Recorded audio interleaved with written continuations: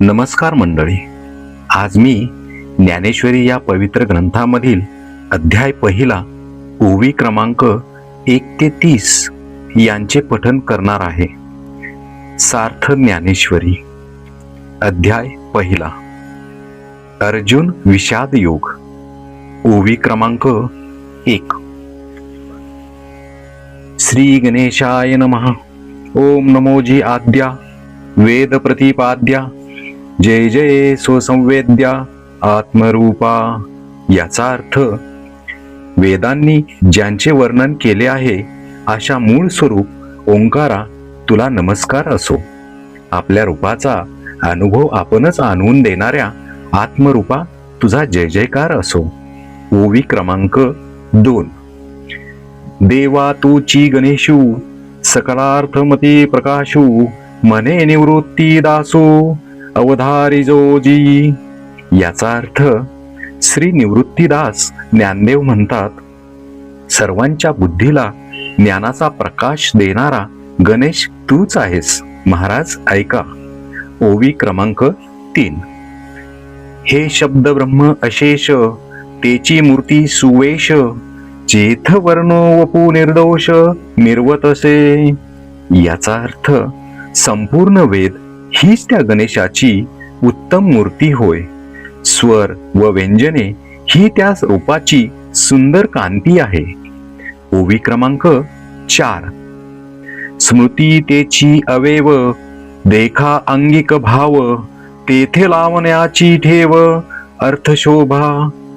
याचा अर्थ स्मृती ग्रंथ त्या मूर्तीचे अवयव आहेत. त्या स्मृतीतील अर्थ सौंदर्याने ते अवयव लावण्याची केवळ खानच बनले आहेत. ओवी क्रमांक 5. अष्टादश पुराणे तिची मणिभूषणे पदपद्धती खेवणे प्रमेय रत्नाची.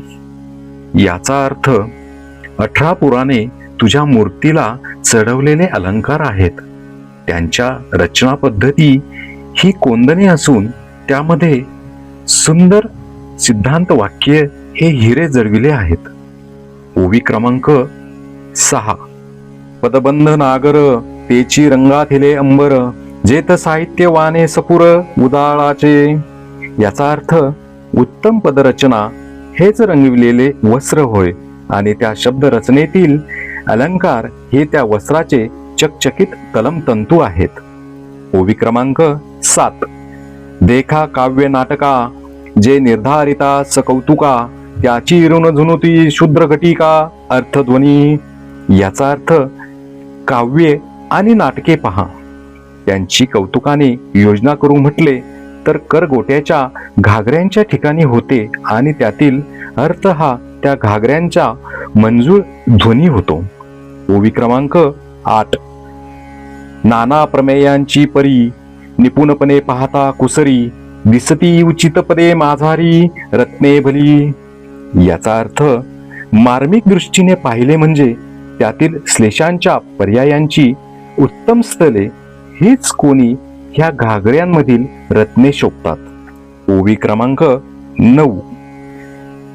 तेथ व्यासादिकांच्या मती तेची मेखळा मिरवती चोखाळपणे झळकती पल्लव सडका. याचा अर्थ व्यासादिकांची बुद्धी हीच त्यावरील मेखलेच्या म्हणजे कमरेच्या शेल्याच्या ठिकाणी शोभते व त्या बुद्धीचा सरळपणा मेखलेच्या पदराच्या शेंड्याप्रमाणे झळकतो. ओवी क्रमांक 10. देखा षडदर्शने मणिपती तेची भुजांची आकृती मनोनी संवादे धरिती आयुधे हाती.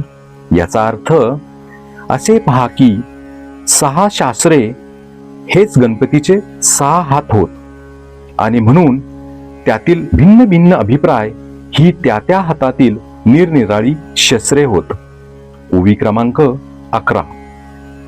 तरी तर्कू तोची फरशू नीती भेदू अंकुशू वेदांतू तो महारसू मोदकू मिरवे. याचा अर्थ तेव्हाच तर्कशास्त्र हा फरशू, न्यायशास्त्र हा अंकुश आणि वेदांत शास्त्र हे गोड व रसाळ मोदकाच्या ठिकाणी शोभते. ओवी क्रमांक 12. एके हाती दंतू जो स्वभावता खंडितू तो बौद्ध मत संकेतू वार्तिकाचा. याचा अर्थ वार्तिककारांच्या व्याख्यानाने स्वभावताच खंडित झालेले बौद्ध मत हे एका हातात असणाऱ्या मोडक्या दाताच्या ठिकाणी शोभते. ओवी क्रमांक 13. मग सहजे सत्कार वादू तो पद्म करू वरदू धर्म प्रतिष्ठा तो सिद्धू अभय हस्तू. याचा अर्थ मग कल्याणकारक व वरदायक असा जो हस्त तो सत्कार वाद म्हणजे ब्रह्मविषयक वाद होय. धर्म आणि प्रतिष्ठा यांची ज्यापासून स्थापना होते तो अभयहस्त होय. ओवी क्रमांक 14. देखा विवेकवंतू सुवेमळू तोची शुंडा दंडू सरळू तेथ परमानंदू केवळू महासुखाचा. याचा अर्थ ज्या ठिकाणी महासुखाचा परमानंद आहे तो अति निर्मळ विचार हाच सरळ सोंडेचा सोट होय. ओवी क्रमांक 15. तरी संवादू तोची दशनू जो समता शुभ्र वर्णू देवोन्मेष सुष्मेक्षणू विघ्नराजू. याचा अर्थ तसाच उत्तम संवाद हा सरळ व शुभ्र दातांचे ठिकाणी असून ज्ञानदृष्टी म्हणजे त्या विघ्नराजाचे सूक्ष्म नेत्र होत. ओवी क्रमांक 16.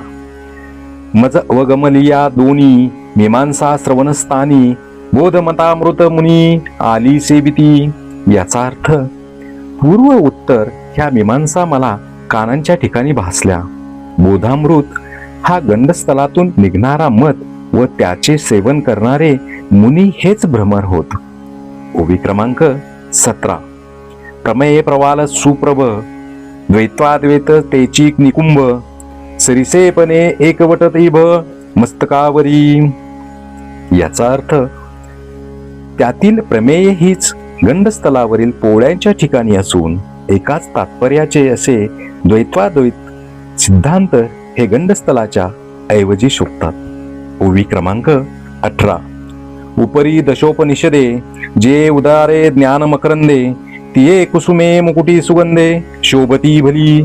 याचा अर्थ त्या गंडस्थलावरील टवटवीत व सुगंधी फुले म्हणजे ज्ञानमकरंदाने परिपूर्ण असलेली दशोपनिषदे होत. ओवी क्रमांक 19. अकार चरण युगुल उकार उदर विशाल मकार महामंडल मस्तकाकारे. याचा अर्थ ओंकारातील अकार हा दोन्ही चरणांच्या ठिकाणी, उकार हा विशाल उदराच्या ठिकाणी व मकार हा सर्व अवयवात श्रेष्ठ अशा मस्तकाचे ठिकाणी आहे. ओवी क्रमांक 20. हे तिन्ही एकवटले तेथ शब्द ब्रह्म कवळले ते मिया श्री गुरुकृपे नमिले आदी बीज. याचा अर्थ अकार उकार व मकार हे ज्या वेळेस एकत्र आले त्यावेळेस त्यात शब्द ब्रह्माचा समावेश होऊन ओंकार हे रूप बनले. त्या आदिबीजाला मी श्री गुरु निवृत्तीनाथांच्या कृपेने नमस्कार करीतो.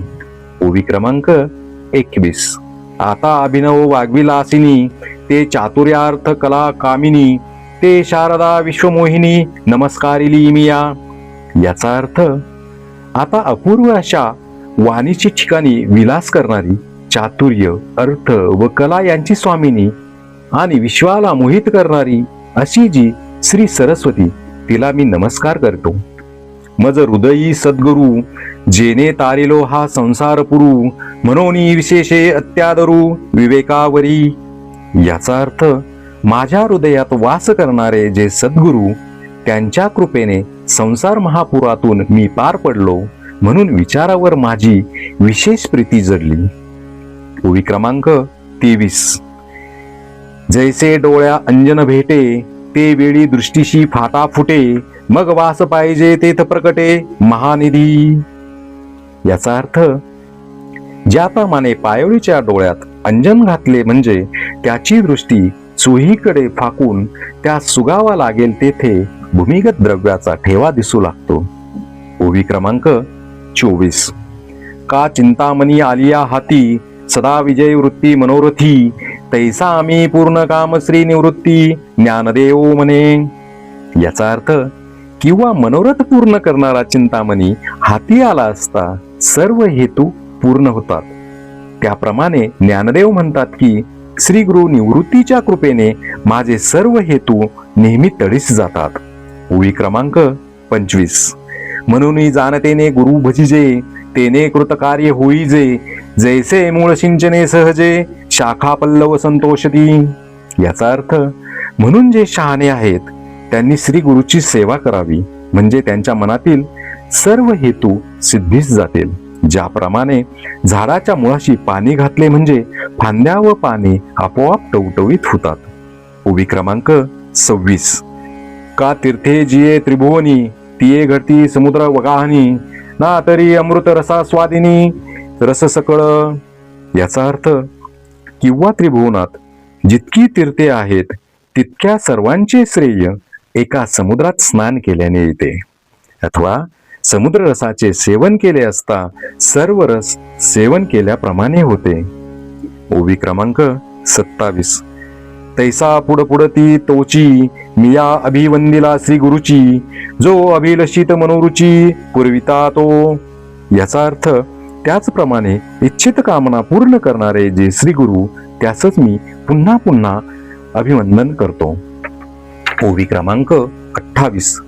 आता अवधारा कथा गहन, जे सकळा कौतुका जन्मस्थान, की अभिनव उद्यान विवेक तरुंचे.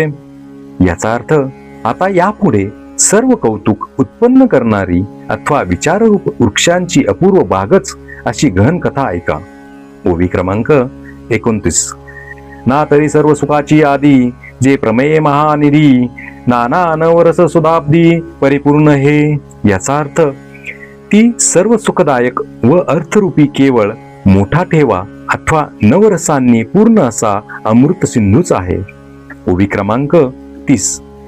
की परमधाम प्रकट, सर्व विद्यांचे मूळपीठ, शास्त्र जाता वसौट आशेषांचे. याचा अर्थ, किंवा मोक्षाचे स्थान अथवा सर्व विद्याचे माहेरघर, किंबहुना तिच्या आश्रयाने सर्व शास्त्रे आहेत.